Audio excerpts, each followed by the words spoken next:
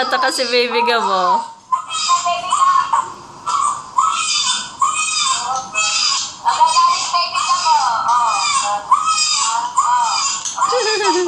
Nakatingin siya.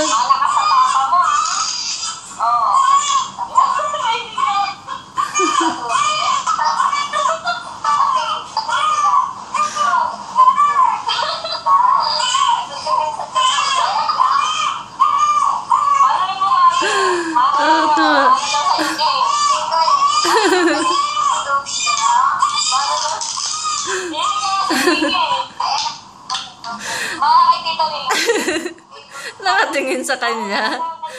Parang nangungusap eh. Parang may tinatanong siya.